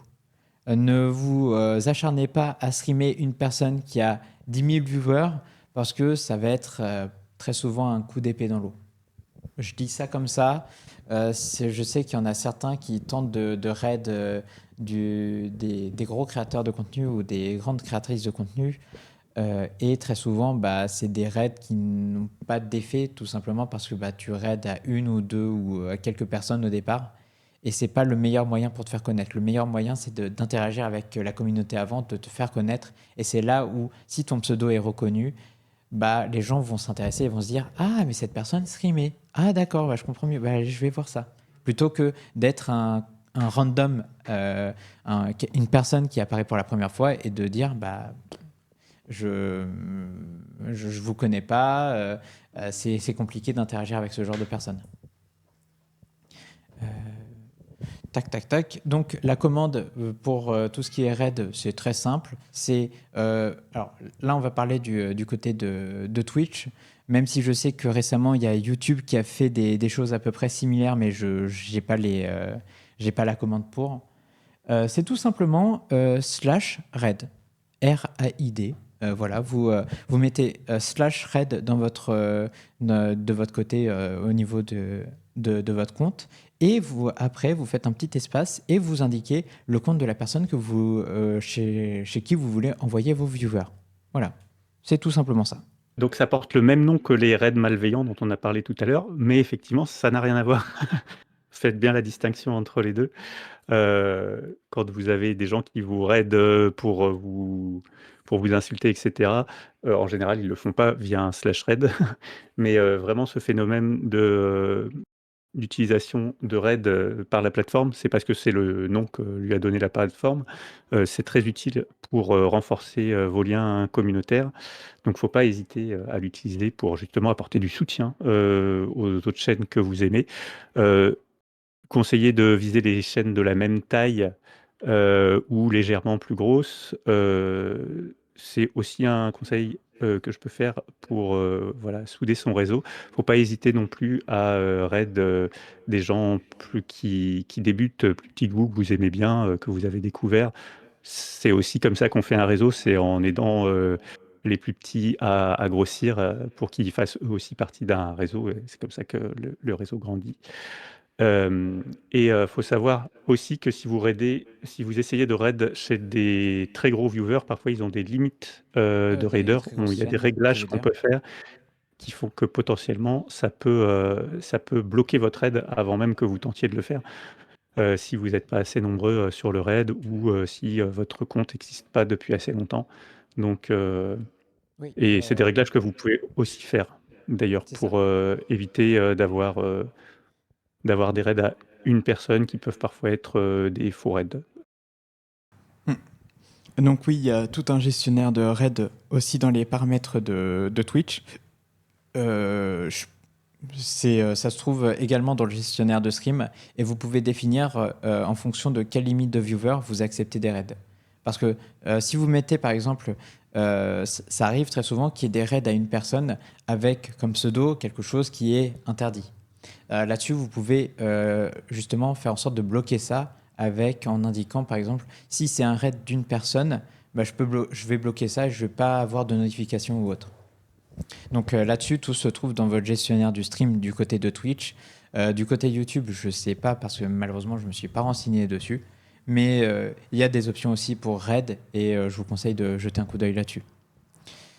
Et on va parler également de tout ce qui est shout-out. Alors le shout-out, qu'est-ce que c'est ? Alors, vous faites des raids, c'est très bien. Mais qu'est-ce qu'il faut faire quand on reçoit des raids ? Tout simplement, vous avez ce mot, j'allais dire phrase, mais c'est un mot, qui veut tout simplement dire « Ok, si je reçois un raid, je vais pouvoir donner plus facilement accès à mes viewers en mettant le streamer qui vient de me raid, ou la streameuse, en avant. » Donc, c'est une commande aussi sur Twitch. C'est une commande de chat qui fonctionne comme le raid. C'est vous faites /shoutout et vous indiquez le nom de la personne, le pseudo de la personne. Et ça va faire aussi un petit message pour dire « Ok, cette personne a fait tel contenu, vous pouvez la suivre ici. » Et c'est aussi un moyen de faire son réseau.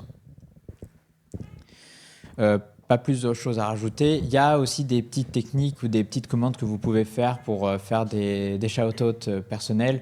Là-dessus, il y a suffisamment de tutos sur YouTube. Vous pouvez vous renseigner là-dessus. On va passer à la suite. On va parler de tout ce qui se passe après le stream. Vous avez fait un stream, il s'est passé. On ne peut pas dire s'il est bon ou pas, parce que la première chose qu'il faut, une des choses importantes à faire, quand on a pensé à garder justement la rediffusion, fait petit lien à ce qu'on avait dit plus tôt dans l'atelier. Pourquoi j'ai fait cette gestuelle ? Posez pas de questions. Ce qui peut être intéressant quand vous avez cette rediffusion, c'est de la revisionner pour voir justement les passages que vous pouvez améliorer durant vos streams, que ce soit au niveau de la discussion, que ce soit au niveau du visuel. Par exemple, c'est plus facile d'avoir, avec le revisionnage, de voir à quel moment il y a eu des problèmes d'affichage ou des problèmes de son. Donc, vous pouvez améliorer ça. Et donc, c'est très utile pour s'améliorer, voir où vous pouvez faire des petits changements au niveau de votre diction, au niveau de vos discussions, au niveau du jeu, bref, plein d'éléments à améliorer. Et en même temps, ça va vous permettre de noter les passages importants. Parce que les passages importants, durant votre stream, ça va être des passages rigolos que vous allez pouvoir réutiliser, des passages de discussion sérieuse que vous allez pouvoir découper pour garder après. C'est ça, les fameux clips. Et là, on va passer directement à la diapo suivante. Parce que ça ne peut se faire qu'uniquement si vous sauvegardez les lives, que vous gardez la rediffusion ou que vous la stockez sur votre ordinateur ou quelque part. Il faut que vous puissiez avoir accès à cette rediffusion suffisamment longtemps pour pouvoir la travailler. Parce que la travailler, ça c'est surtout si vous êtes quelqu'un qui veut se lancer en tant que pro ou quelqu'un aussi qui veut utiliser ce live, le live que vous avez fait entre amis pour remettre les passages rôles, il va falloir récupérer ce live, le découper, le travailler pour en extraire justement les moments marquants. Et ça va vous permettre de pouvoir réutiliser les extraits courts pour les réseaux sociaux. Là, je pense notamment aux shorts, aux vidéos courtes sur TikTok, bref, ce genre d'éléments. Donc, ça peut se faire via la commande clip. Après, ça peut se faire aussi via des logiciels de montage. Là-dessus, c'est à votre choix. Mais c'est vraiment des options qui existent et qui peuvent vous permettre de vous faire découvrir sur d'autres plateformes. Parce que là-dessus, si la rediffusion, elle reste pas longtemps, par exemple sur Twitch, mais le fait de garder le live, de le sauvegarder ou de le mettre sur YouTube, ça va permettre de le conserver plus longtemps. Et ça va permettre à des gens de vous découvrir de manière complètement aléatoire. Là, c'est tout le principe de l'algo. Comment ça fonctionne l'algo ? Comment l'algo vous met en avant pour vous faire découvrir aux autres. Bon. on ne parlera pas d'algo ici parce que c'est vraiment, là on est sur les bases. Et l'algo, c'est pas une base, c'est un jeu du hasard. Je ne sais pas si tu es d'accord avec moi, Giga. Oui, oui. Ça, c'est un peu. On essaye tous de percer les mystères des algorithmes des plateformes pour savoir comment se mettre en avant, mais ça reste assez mystérieux. C'est ça. C'est vraiment plus. Comme ça change assez souvent au niveau des algos, il n'y a aucune prédiction de possible, hein, parce que bon, c'est des choses à surtout piffer au mieux. Et soit tu as de la chance, soit tu as visé à côté et tu es dans les tréfonds d'Internet. Mais il faut toujours se dire que le contenu que vous faites peut être visible par quelqu'un, peu importe le réseau. Et le contenu peut marcher différemment, peu importe le réseau. Et garder le live, ça va être aussi Il y a des réseaux qui important. vont plus marcher sur les tendances, d'autres qui vont plus marcher sur les temps de visionnage, d'autres plus sur les réactions. Donc, c'est vraiment variable. Et enfin, les lives, sauvegarder les lives pour les retravailler, ça va être très utile aussi pour faire des compilations, des montages de ces lives ou les réutiliser directement, les remettre tels quels à disposition. Parce que c'est vraiment le meilleur moyen. Par exemple, cet atelier va être stocké, va être conservé pour pouvoir justement pouvoir le rediffuser après pour ceux qui ne pouvaient pas être présents ce matin. Donc c'est vraiment cet aspect de, il y a toujours des personnes qui ne pourront pas assister à vos lives, même si elles ont toute l'envie du monde, et pouvoir donner accès à ces rediffusions et faire en sorte qu'elles puissent voir des choses, voir ces éléments-là, ça peut être un vrai plus pour que les gens puissent rester et puissent continuer à être actifs et en même temps avoir vos références. Parce qu'au fur et à mesure que vous créez du contenu sur Internet, vous devenez peu à peu vos propres références. Par exemple, je ne parlerai pas de mes références. Est-ce que tu as des références, toi, Giga?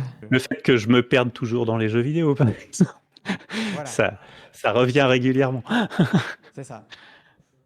Voilà, il Voilà. y a Mamie Plume qui a mis la petite émote spéciale de ma chaîne qui dit que je suis à l'ouest. Merci, Mamie. Elle a le lore. C'est ça. Donc vraiment, peut y avoir de tout. Et ça dépend de chaque personne, des blagues qui peuvent être générées sur vos lives. Bien sûr, à vous de doser, bien sûr, là-dessus. Moi, par exemple, je ne l'ai pas fait.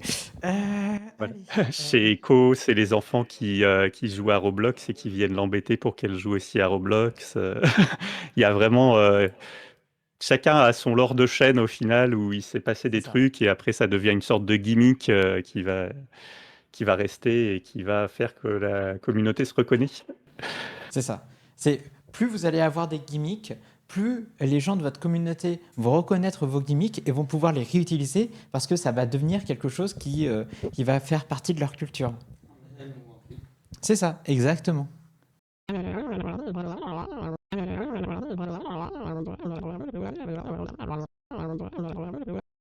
Oui, comme tu le dis si bien, effectivement, c'est pour pouvoir les réutiliser en les réutilisant après, ces moments drôles. Ces moments drôles vont être vus par des gens de votre communauté ou pas. Des gens peuvent vous découvrir sur ça et peuvent vous dire ah, moi je t'ai découvert sur ça, ok, c'est une gimmick de ton live, ça me fait marrer. Par exemple, pendant un moment, je ne parlerai pas de cette anecdote, mais j'ai été chauve et ça a été une grosse blague là-dessus. Va. On peut en parler. Non. Allez, on passe à la suite. T'en as trop dit là. Non, Bah maintenant, ça fait partie de votre culture. Vous pourrez lui redire à chaque fois que vous verrez un stream de Siro. Alors, plus chaud. Désolé. non, il n'y a pas de vidéo, il y a juste une photo. Je vous laisserai chercher. C'est à vous. C'est votre exercice. Hein. Vous pouvez vous amuser là-dessus. De toute façon. Toi, tu te calmes. Non, il y a encore une petite partie sur les outils intéressants et sur des questions qu'il faut avoir en tête. Donc, au niveau des outils intéressants pour le stream, pour tout ce qui est son, tout ce qui peut être alerte, on vous conseille très fortement Sound Alert. C'est fait pour le stream, c'est très facile à ajouter parce que c'est juste un lien de navigateur. C'est comme le chat que vous pouvez ajouter sur vos streams. C'est le même principe, sauf que cette fois, ça peut être des sons qui vont être joués en live. Vous pouvez, alors Sound Alert vous permet justement d'avoir accès à une banque de milliers, voire de millions de sons. Et vous pouvez même uploader vos propres sons pour pouvoir les réutiliser après, faire en sorte qu'ils puissent être utilisés sur des follow, sur des abonnements, sur des points de chaîne quand vous commencez à débloquer ça. Bref, c'est vraiment pour pouvoir faire de l'interactivité et rajouter de l'interactivité au niveau de vos streams. Pour tout ce qui va être... alors, j'ai parlé de Sound Alert, on va parler de tout ce qui est vocaux et collab. En vocaux, quand vous êtes en vocal sur Discord, si vous voulez que les gens comprennent qui parle, il y a ce qui existe, ce qui s'appelle Discord Reactive. Et Discord Reactive, ça permet aux personnes qui voient votre live de savoir quand la personne qui est en vocal avec vous parle. Et ça, c'est un très bon moyen de ne pas être perdu au niveau des différentes voix, justement, de savoir qui parle à quel moment. Surtout qu'il y a des petites animations comme... Là, j'ai rajouté justement une image pour représenter Gigatoon qui m'accompagne durant cet atelier. Et il y a des petites animations qui peuvent être faites autour. Et ça fonctionne grâce à Discord. Il faut savoir aussi que pour Discord, là, le Discord réactif, il permet d'avoir des petites images pour chaque personne. Ça permet de mieux l'intégrer à votre stream, mais vous avez aussi un overlay Discord, si vous voulez pas vous en mettre, qui permet d'avoir juste les petits ronds verts comme vous avez sur l'application Discord qui s'affiche sur votre écran. Ça peut être une manière plus simple. Voilà, pour être de un peu montrer plus qui clair parle. là-dessus, c'est que directement grâce à l'application Discord qui se trouve sur les ordinateurs, il y a moyen d'avoir un overlay pour justement montrer qui parle quand. C'est dans vos paramètres, vous avez qu'à chercher, c'est assez bien marqué justement, c'est au niveau tout ce qui est stream et overlay. Autre élément aussi qui est très important, là c'est plus pour la partie collab qu'on n'a pas pu faire parce que là c'est un autre problème de matériel. Le Stream Together, en gros, ça permet quand vous faites une collab avec un autre créateur de contenu sur la même plateforme, donc là, on va parler principalement de Twitch, ça permet justement d'inclure cette personne au live, de bien notifier à ses viewers que cette personne est partie en live. Donc, c'est vraiment un bon moyen pour justement faire la double notification, dire « Ok, ces deux personnes sont sur un même live commun, vous pouvez aller voir ça là ». Là-dessus, c'est très pratique. On va passer, si tu n'as rien à dire de plus, Giga. Ah, il y a une question. Peut-être garde-la pour la partie FAQ. T'inquiète pas. Pour Stream Together, ça permet effectivement de notifier les gens si vous êtes en train de participer à un live chez quelqu'un d'autre. Et si vous êtes tous les deux en live, ça vous permet aussi de streamer et de rajouter vos voix sans passer par un logiciel tiers comme Discord, etc. En général, on passe quand même par Discord, mais ça permet de partager le chat, notamment sur Twitch. Donc, c'est quand même un outil assez utile. C'est ça. On va passer à la suite. Les questions autour de l'anonymat et de la confidentialité. Alors, ça, c'est une partie un peu importante. Même si on n'a plus beaucoup de temps, je vais quand même bien parler de ça, parce que c'est un élément qu'il faut prendre en compte.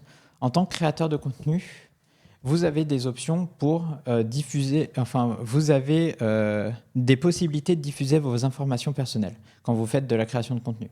Et ça, de manière volontaire ou non. Dans des moments particuliers, il y a cette possibilité, si vous êtes créateur de contenu Facecam, vous allez pouvoir diffuser justement votre tête, comme je le fais actuellement. Il y a aussi l'option en tant que VTuber, donc là c'est une autre façon de faire du contenu, c'est d'avoir un avatar qui vous représente à la place de votre tête. Donc là c'est comme par exemple ce que pourrait faire Gigatoon. C'est que là actuellement il est représenté par cet avatar, et il n'est pas représenté par sa tête IRL. Il y a plusieurs façons de créer du contenu sur Internet, mais il faut faire très attention parce que plus il y a d'informations sur vous qui est disponible sur Internet, que ce soit des informations comme nom, prénom ou tout ce qui va être adresse, plus vous vous mettez en danger d'exposer où vous êtes. Et ça peut vous apporter des problèmes. Je pense notamment à des cas de stalker, surtout du côté, du côté des créatrices féminines qui subissent beaucoup ça.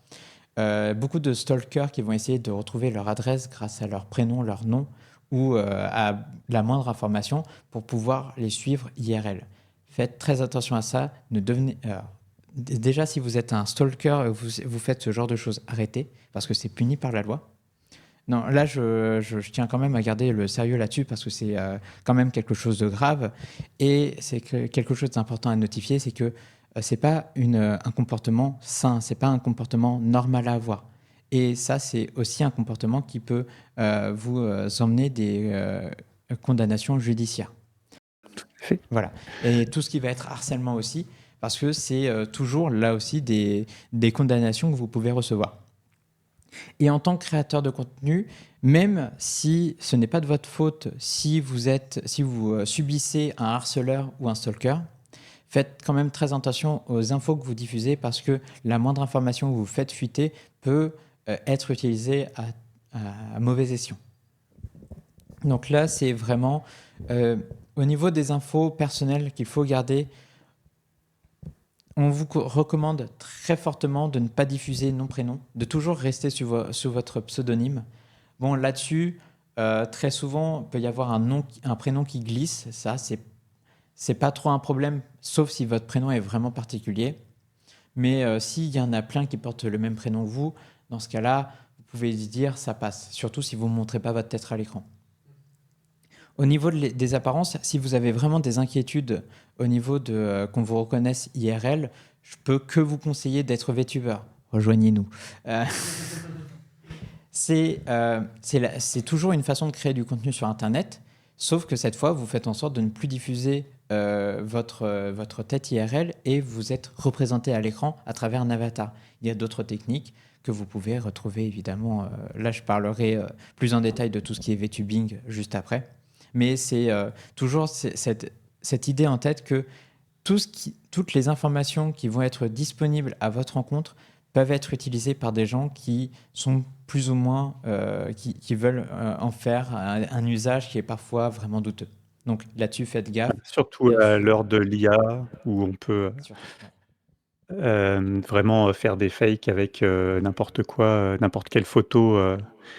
Donc ça devient assez essentiel d'être vigilant au niveau de son image et de la façon dont elle la diffuse et de ses informations personnelles.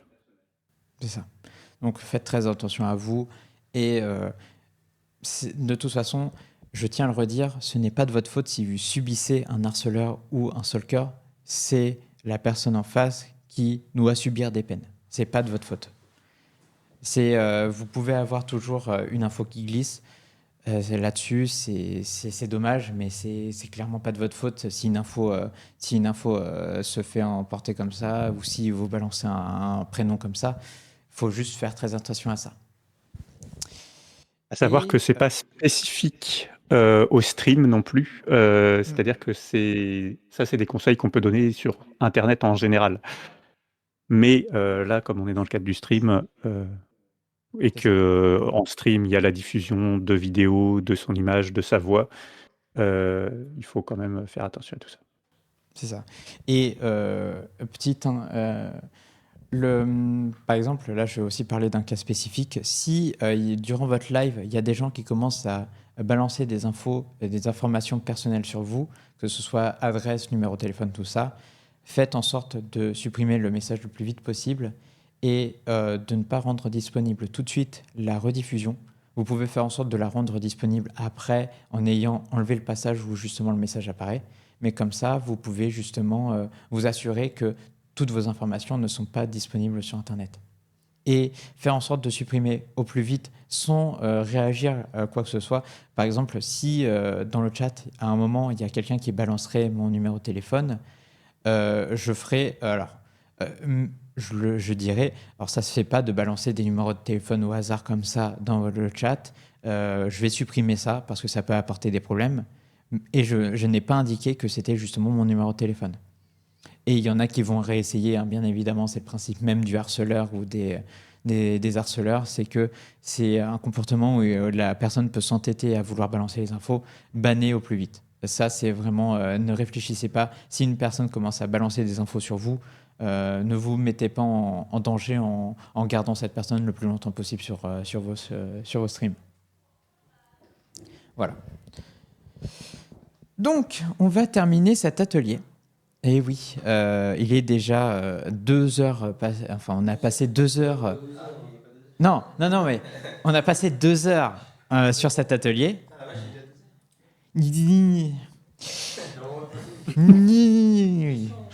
Ayez de Je la commence à avoir répartie faim, en je stream, commence à c'est être important. désagréable. Donc là, on va parler de ce qui est le plus important, le VTubing. Parce que cet atelier vous a été proposé par Niasobi, une association pour mettre en avant la communauté des VTubers francophones. Alors, j'en ai parlé un peu plus tôt, cet aspect d'utiliser un avatar à l'écran pour justement se protéger au niveau de l'apparence IRL, de tout ce qui peut être remarque ou commentaire sur votre apparence IRL. Mais ça peut donner... Le VTubing, c'est pas uniquement pour se protéger. Ça peut être utilisé pour tout ce qui est aspect créatif, parce que ça peut être utilisé pour tout ce qui est interactivité avec vos viewers. Ça peut être utilisé dans plein de façons différentes. Et ça peut être aussi utilisé pour être en lien avec le jeu ou le thème que vous avez en tête. Vraiment, c'est un aspect qui fait partie de la création de contenu. C'est comment vous donner de l'identité à vos streams. Et là-dessus, le VTubing, c'est aussi un aspect qui existe et qui permet de mettre en avant ce moyen de faire du contenu sur Internet. Et justement, Niasobi, l'asso dont je suis le président, est une association qui permet de mettre en avant cette communauté, qui existe aussi de manière internationale. Mais en France, on a aussi une communauté qui existe, qui est peut-être un peu moins mise en avant parce qu'on n'a pas de structure officielle ou de très grands noms qui se démarquent. Mais du coup, c'est une structure pour essayer de mettre ça en avant. On a fait des activités, que ce soit des ateliers en ligne, que ce soit des activités de jeu et autres, et on fait en sorte aussi de participer à des conventions. On a participé à 2 conventions cette année en présentiel, une en Bretagne, enfin du côté de la Bretagne, et une autre sur Paris. Et on va avoir bientôt une convention virtuelle auquel on va participer. Donc voilà, si vous voulez voir un peu plus d'infos sur l'association, n'hésitez pas à la suivre sur ces plateformes. Tous ces réseaux sont sur le site niasobi.fr. Vous avez le nom. Et on va passer très vite à la partie FAQ. Si vous avez des questions, c'est maintenant. Je vais commencer par une question en présentiel. Au niveau de l'audio, est-ce que modifier sa voix, ça change quelque chose pour l'audio ? Non, parce que c'est un moyen aussi d'animer vos streams. Si vous avez un changeur de voix, ça peut être une manière de faire du contenu sur Internet, ça peut être une manière de vous protéger. Bref, ça correspond à ce que vous voulez faire. Il faudra juste voir au niveau de vos interactions et de la façon dont vous faites vos réglages. Je peux interagir là-dessus, parce que moi, j'utilise justement un changeur de voix quand je suis en stream. Et il faut faire attention en utilisant les changeurs de voix. Si on sent trop que c'est une voix modifiée, ça peut faire partir quelques personnes, parce que ce qu'aiment les gens, ils aiment sur les streams, quand ils viennent voir des streamers, c'est pas mal pour l'authenticité, pour justement avoir quelqu'un qui parle. Et si on sent que c'est une voix qui a été trop transformée, ça peut créer un petit décalage. Mais ça peut aussi donner du cachet si vous l'utilisez bien à votre personnage. Si vous utilisez, moi par exemple, j'ai un petit rat qui bouge. C'est vrai que je lui ai fait une voix un petit peu un peu moins grave, justement pour lui faire un petit côté dessin animé. Et ça fait partie finalement de la direction artistique de la chaîne, que de rajouter éventuellement quelques filtres pour modifier la voix. C'est à utiliser avec modération, mais ça peut vraiment apporter un plus en fonction du contenu que vous voulez donner. En plus de pouvoir effectivement vous protéger si vous voulez pas que votre voix soit dévoilée, si vous avez peur d'être reconnu. Si vous avez des questions dans le chat, n'hésitez pas aussi à vous faire à la noter ou à l'écrire. Si vous avez des remarques à faire, bien évidemment, on est toujours preneur. Il y a une question aussi encore en présentiel. Voilà. J'ai juste une petite question à propos du VTubing. C'est juste pour savoir comme ça. Certaines personnes qui veulent se lancer dans le VTubing, j'ai entendu dire qu'en fait, par exemple, c'était assez coûteux, notamment pour avoir des modèles ou quoi que ce soit. Est-ce que c'est vrai? Alors ça, c'est totalement faux. Alors, c'est vrai qu'il existe des modèles qui coûtent très cher. Mais très souvent, ce qui est recommandé par la plupart des gens dans la communauté, c'est de commencer avec des créateurs de modèles. Il existe par exemple sur Steam la possibilité de créer un modèle en 3D complètement gratuitement. Ça s'appelle Veroid Studio. Donc là, tu peux créer ce modèle à partir de rien ou à partir d'une base et tu peux la personnaliser comme tu l'entends. Tu as d'autres moyens de faire des modèles sur Internet, que ce soit par des PNG, que ce soit toi qui dessines ou des images que tu puisses récupérer, qui sont libres de droit, bien sûr, hein, on le rappelle, hein, bien évidemment. Mais il y a moyen de récupérer des avatars qui ne vous coûtent rien ou qui sont très peu chers. Voilà. Il y a plein de sites qui permettent, qui donnent à disposition des avatars qui sont très peu coûteux. Je pense notamment à Boost. Mais voilà, le plus coûteux, c'est si tu commissionnes pour avoir un avatar. Sinon, tu peux en trouver sur Internet qui sont pas chers, qui sont faciles d'accès ou qui sont même complètement gratuits. Ou tu peux toi-même en créer grâce à différents logiciels. Tac, tac, tac. Et vous avez des vidéos justement qui parlent du VTubing et de combien ça coûte. Si vous tapez combien coûte un modèle VTuber sur YouTube, vous allez tomber sur des vidéos qui vous montrent vraiment tous les prix qu'on peut avoir du modèle gratuit que vous customisez juste avec les options du modèle au modèle que vous demandez sur mesure qui lui va coûter très très cher. Mais tout est assez bien présenté dans ce genre de vidéos et ça permet, pour ceux qui veulent débuter avec un modèle gratuit, customisable, de savoir un peu ce qui est proposé. C'est ça. Et évidemment, il y a beaucoup de créateurs aussi français qui ont parlé de ce sujet, donc n'hésitez pas, bien sûr, à regarder les rediffusions sur YouTube. Une autre question, non? Du coup, pas de questions.